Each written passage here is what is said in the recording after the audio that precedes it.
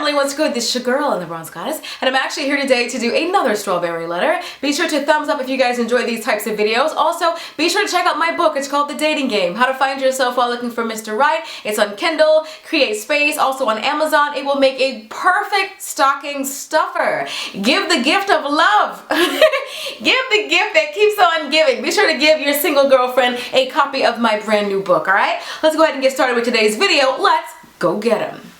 I dated a guy for about 5 years, but there was a lot of family problems. For example, his sister didn't like me much. Moreover, throughout the course of our relationship, I was ready to get married, but he wasn't, and vice versa. So in the end, we went back to our motherland, and he was told by his pastor that he was supposed to marry another girl that was at the same church, which is why he returned from a trip to break up with me in 2014 after 5 years. I was heartbroken. After that, I dated a few other guys. At this point, I really wanted a husband because I'm not young anymore. I didn't want to waste my time. Still, none of them seemed to lead anywhere. A couple of months passed. I wanted to go back to the islands to advance my education, so I went to check things out for about a month. There I reunited with a childhood friend who, over the years, we have kept in touch here and there. We talked and we shared conversations about our past exes and how we were now. I really felt like we were at the same place in life, and long story short, we decided to get married. So I went back home, North America, after the visit, and I started planning the wedding, which was going to take place in my country, not the island. I'd like to mention during the planning time, to my terror, I found out that he was kidnapped and found safe a couple days later. Girl, what? We still proceeded with the wedding 4 months later. The wedding was my dream. All of my family came, and they were so kind and so homely, and both of our families got along really well. Now I've moved back to the islands, and I'm going back to school. This is where things start to go downhill. We started getting into arguments because he said he didn't like my spending habits, i.e. getting my nails done, and how my parents should be paying more for me for school, of which they're already helping me pay for my education. Then on top of that he started sleeping on the couch, refused to be intimate with me, and complained I was pressuring him to have sex. He even accused me of raping him. Girl, what? There's been countless incidents where, out of frustration, get this y'all, he jumped out of the 3-story window of our apartment building to go to his father's house. So I'm of course assuming every time that he does this, he's going to his father's house and complaining about me and painting a bad picture of me. At this point, things have gotten a lot worse, and now my mom has come all the way from North America to the islands for a month. I was absolutely shocked at my husband's behavior when mom arrived. He did not come to the airport to help me pick her up, and when she did come home, he was already in bed, and I had to beg him to get up and greet her and get the heavy luggage. He complained, jumped out of bed, yelling over my mother, complaining that we woke him up. He once again jumped out of the window to go to his father's house. It's been 2 weeks and he still hasn't come back. His father and brother came to the situation. The father started blaming me, saying that they should have investigated my family before letting my husband marry me. The brother, however, turned to his dad and said, "See what you've done? You've babied him too much." So I know the brother gets it at least. Anyways, I don't know what to do. I don't go to the church very much, but my family has told me to pray about the situation and focus on myself. Should I get a divorce, or should I wait for him to get help? Oh my goodness. Help, it's only been a year of marriage. Wow. Alright, so the reason why I wanted to do your particular strawberry letter is I wanted to not just talk to you, but I also wanted to talk to single women. When you are a single woman, and this may shock you, your #1 goal is not to be married. That is not the only reason why God created you. That is not all you are ever supposed to be, is somebody's wife and somebody's confidant. That's not all you are supposed to be.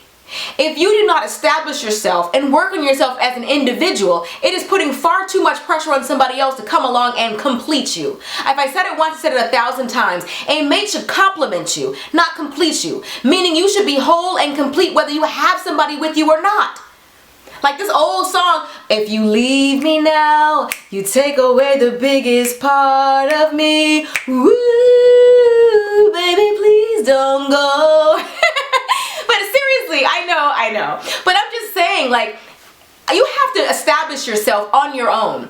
I feel like earlier on in the letter, you talk about how the wedding was beautiful and how you wanted to get married, and you rushed all of this. Don't get me wrong, I'm about to talk about him in a minute, but first I have to talk to you. You can't be in such a rush to get married that you let the devil tempt you with just anything. You barely knew anything about this guy. The dad talking about how they should have investigated you. You should have investigated him and his family. You hang out with the guy for about a month, then you go back and start planning a wedding, then you tell me the man was kidnapped, and then he was returned safely, and you still proceeded with the wedding. Then you go in, you had the nerve to give me the detail about how the wedding was nice and fancy. Who cares about the wedding? That's how I knew that you were focusing on the wrong thing. If my marriage is falling apart, I could care less about my wedding day, how pretty it was, how perfect it was, how amazing that day was. I feel like you were more interested in the wedding than you were in the marriage. You didn't vet him properly. You didn't investigate him properly. This man is a grown man jumping out of a third-story apartment window to go to his daddy's house. He's a daddy's boy. If you had gotten to know him any longer than a month, you would know that. Most of the planning for the wedding was out of state. Anybody can pretend to be Mr. Right for a few weeks. I just feel like I feel like this is an opportunity that the devil is always looking to get single women, especially if you're a Christian single woman. The best way for him to distract you from God is for him to tempt you with a man. And when you are praying for a mate, make sure that you are specific. When you pray for just a man, when you pray to just get married, the devil will give you a man with a ring in his hand. You need to say no, not just that, a man that's God-fearing, a man that believes in monogamy, a man that doesn't put his hands on women, a man that believes in being faithful, a man that wants to be a great father, a man that's responsible, a man that's loyal and trustworthy. Be specific. I'm not saying be picky to the point where you're like, I want a man that's 6 foot and he's 5'10". I'm not talking about that. I'm talking about I want a man that's loyal, faithful. I'm talking about being particular about those specific things. The non-negotiables, the deal breakers. Taking the time to get to know somebody. A month? You rushed into it. Like you said in the beginning, you were trying to date this guy in the beginning, and after 5 years he broke up with you, and you're on to the next guy, and the next guy, and the next guy, and you just wanted somebody to marry you. I feel like you didn't care who it was. You just wanted somebody who would pop the question. Because you, like you said, you weren't getting any younger. Is it more important to you that you got married at a young age than you actually married somebody who you would be married to for the rest of your life? What's more important to you? Because now you got married, that's the thing you wanted to check that off your list. So you check that off your list, but now your husband has been gone for 2 months. And he's at his daddy's house, like a big baby. You married a boy. Now the reason why I wanted to say this to you, I'm not trying to be mean, I'm not trying to be hard on you, I'm just being honest and I'm being blunt, not just for you, but for everybody who's watching. Don't let the devil just give you something. Don't let him show you fool's gold and make you think it's the real thing. To make you think that it's 24 karat. Don't let him give you shiny glass and make you think that that man is a diamond. Be specific. Pray, and not just pray. Pray without ceasing. Pray and wait for God to give you an answer. If this is the man that you've chosen for me, God, give me a sign. Matter of fact, give me several signs. Make it plain to me. Make it crystal clear. Make it unmistakable to me. This is the man that you have chosen for me. Not I, Lord, but you. I know that I've picked guys before in the past and it hasn't worked out. So I know that if I need you involved in every step of the process. And when somebody introduces themselves to you, pray right then and there. Right then and there. I met this guy, Lord, you know he seems nice. He's just my type and all that, but God, if he's not for me, just let him lose interest. Let him lose my number. I don't want to go into a relationship. I don't want to put my heart out there. I don't want to get involved. I don't want to be emotionally tangled with this man. If he's not the one for me, I don't have time to waste. Father, only send me my husband. Please don't allow me to entertain men who don't have serious intentions toward me.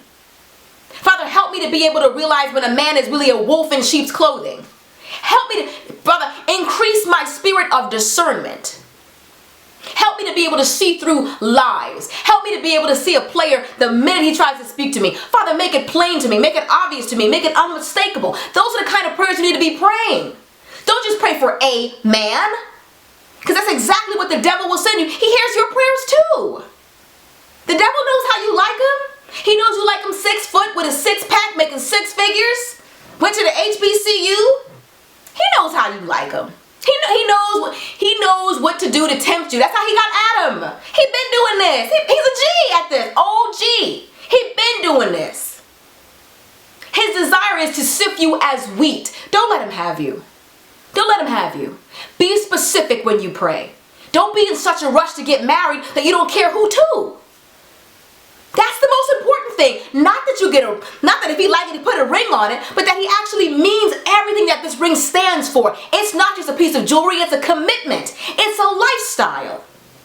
Help me to be with the man that treats marriage the way that I want to treat it. Help me to be with the man who acts like his ring is on, whether it's on or off. Who acts like I'm with him. Who represents me in a way that I can be proud of. When I send him off to work, when I send him to go hang out with his guy friends, that I know that he's honest, that I can trust him. Whether he's in my face or behind my back, I can trust him. Be specific. Don't be in such a rush to get married that you don't really pay attention to the guy that you're trying to marry.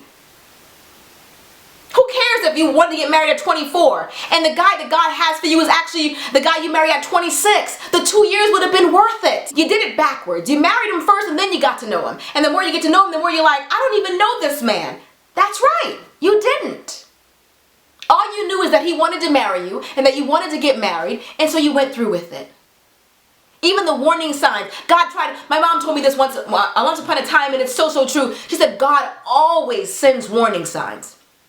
Whether we decide to pay attention to them and be cognizant of them or not, he always sends warning signs. The fact that man was kidnapped, and returned unscathed, untouched.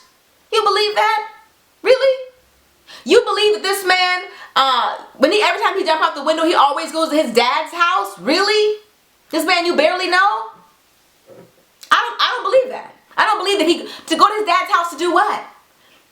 I don't believe that.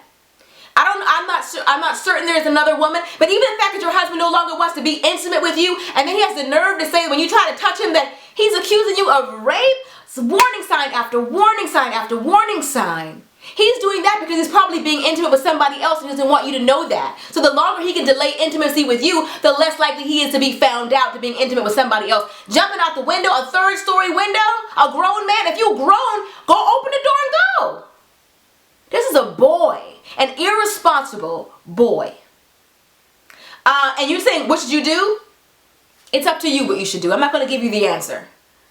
Well, I should say you should listen to your family and continue to pray about the situation. But I also feel like it's pretty plain. He's not ready to be married. And the Bible gives you an out. This is abandonment. You have biblical grounds to end your marriage if that's what you choose to do. If once you've prayed about it, that's the answer that God has given you, you do have grounds because this is abandonment. He left you. What are you supposed to do? God don't want you running around here embarrassing yourself, grabbing somebody's ankles. Please, please, please stay. God's not going to do you like that. So if a man leaves you, God's like, don't worry about it. But thankfully, you're still young. You don't have any kids with this man. You still have an opportunity for you to find the man that God has for you, which is why I'm trying to tell you this like this. Don't be in such a rush to just marry the next guy with the ring in his hand. Make sure that God gave him the ring and that God gave him the spirit of a true husband. You don't want somebody to just give you a ring. You want somebody to give you a commitment. The ring is symbolic. It's not just jewelry. You want some jewelry? Go to Claire's. Go to Charming Charlie's. Forever 21 got some great statement pieces. Anyway, I love you guys and I'll see you all in the next video. If you love my love and relationship advice, be sure to check out my previous strawberry letters. I'm close to like 200 if I'm not mistaken. And also if you love this kind of video, then be sure to check out my past and also check out my book. It's called The Dating Game. How to Find Yourself While Looking for Mr. Right. It's on Creative Space, Amazon, and now available in Kindle format. It's going to make the perfect stocking stuffer. So go ahead and do that. Get that for your single girlfriend this holiday season. I love you guys. I'll see you in the next video. Till next time. Later, divas and dudes. Deuces, honey.